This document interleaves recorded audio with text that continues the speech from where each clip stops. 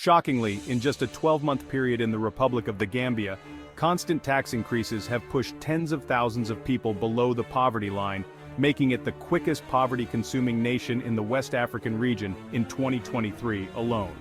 The Republic of the Gambia, a tiny nation with just over 2 million people, has one of the worst tax increment records in the West African region, with the country run by a self-proclaimed illiterate with little to no understanding of the underlying consequences of his actions and failing to incorporate investments in crucial sectors of the economy. Tax has become his long-lost friend he won't let go of in a hurry. But how is tax pushing more and more people into poverty at an alarming rate like never witnessed before? There is one crucial reason almost no one knows about that is causing the Gambian government to constantly increase taxes. This one reason is coming from the Western world, and it will shock you to find out who or why. Make sure you stay till the end to find out. Let's dive right in.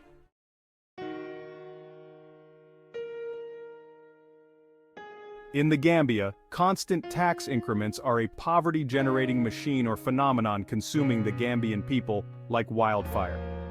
It is consuming the Gambian people at an alarming rate, with more and most worryingly, the government has decided to turn a blind eye to all these people falling into endemic poverty without knowing when, where, and how their next meal is going to come. Before diving into the exact figures and statistics surrounding this unprecedented phenomenon, let's set the scene straight first by beginning right from the onset for a much better and deeper understanding.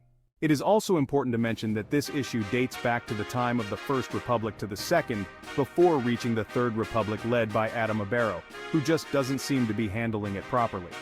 For this reason, it has blown out of proportion, leading to tens of thousands of innocent Gambians falling victim. As you all are aware, the Gambia has been largely dependent on two sectors: agriculture and tourism. This has been the norm from the time of the First Republic to the Third. Due to chronic underinvestments in these two sectors, the Gambia has become susceptible to losing crucial revenue every single year from these two sectors. The Gambia's agricultural sector has seen a tremendous decline since the First Republic. The Gambia used to have a relatively strong export base under the First Republic, but now the country only exports peanuts.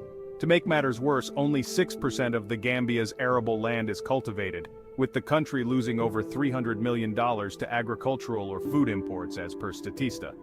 This massive decline due to severe underinvestment has also plagued the tourism sector. The highest number of tourists visiting the Gambia was over 600,000 in 2014. However, by 2018, this number had dropped by 65% to 246,000, to only 53,000 in 2020, a decrease of about 77%. While the COVID pandemic had a hand in this declining trajectory, a heavy punch goes to persistent underinvestment in tourism infrastructure, as highlighted by the United Nations World Tourism Organization, UNWTO. Due to underinvestment, tourists are twice as likely to encounter the same tourist attractions, which makes it boring for them, and eventually seek elsewhere like Senegal. For example, 15% of Gambian tourists choose Senegal over Gambia each year, due to their wide range of tourist activities as per the World Bank Open data.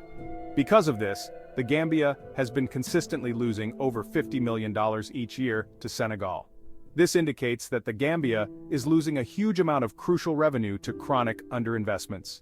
So if the Gambia is losing this colossal amount of revenue in the form of GDP, how will the Gambia survive?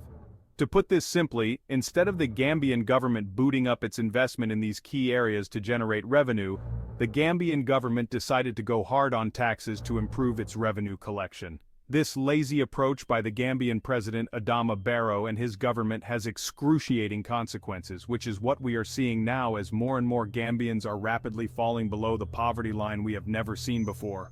According to the World Bank, constant tax hikes have resulted in over 23,000 Gambians falling below the poverty line in 2023 alone. Just hold on for a second and try to process this number. It is simply astronomical considering the fact that it is just in a one-year period. Now this figure might be shockingly overwhelming for some of you before you begin to wonder how. Now this is how it happens.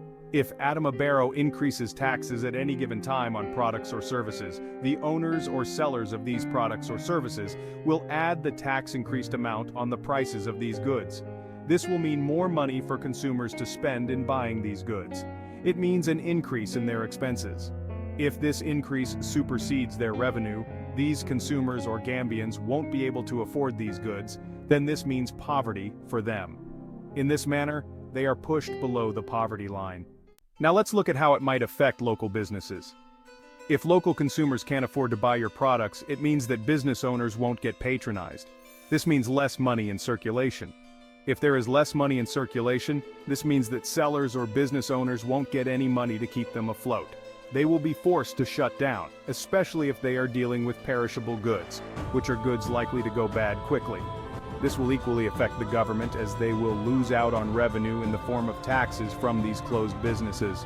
This will cause the government to seek other means of increasing its revenue.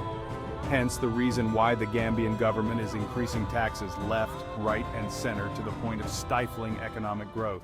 Since the implementation of recent tax increases, the poverty rate in the Gambia has surged dramatically, with estimates suggesting that well over 50% of the population now lives below the poverty line, according to the Gambia Bureau of Statistics.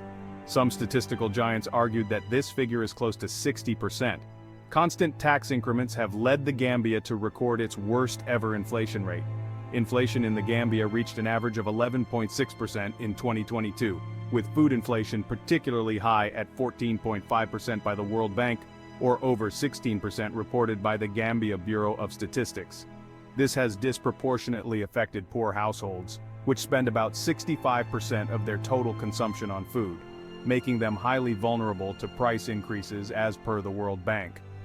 For low or middle-income families, the average annual income has decreased by approximately 15% due to higher taxes on essential goods and services. This reduction has significantly impacted their ability to afford basic necessities. The rise in VAT on food items has contributed to an increase in food insecurity. Reports indicate that 34% of households are now experiencing food shortages, compared to 28% before the tax hikes. This is a humble request to please support our work by liking this video and subscribing to the African Pacific YouTube channel, a Gambian-owned channel looking into the happenings of the motherland that are often ignored by mainstream media. Please show your support by liking and subscribing. Thank you so much.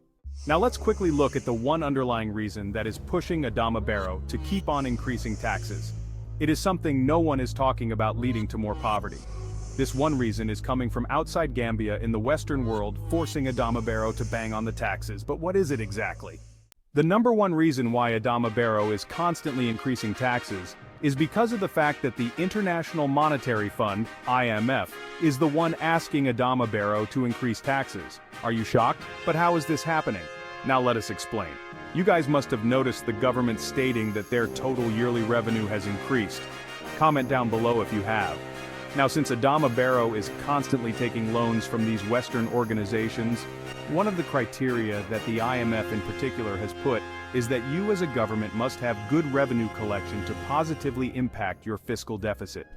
Even if your revenue collection is bad, you must have a clear trajectory that shows or proves to the IMF that your yearly revenue is improving. This will allow you as a government to continue getting loans from these Western organizations. But don't take our word for it. Go to the IMF site or have a conversation with them and see. You will be shocked. This is the one crucial reason why Adama Barrow is hot on taxes, because he keeps on taking loans regardless of this hurting the Gambian economy. Others argue that this is part of the Western strategy to keep Africa poor, and that is what's happening right now, especially if you have a president who only sees today and not tomorrow. This is the end of this video. Please drop your thoughts in the comments section below. Thank you so much for watching and stay safe.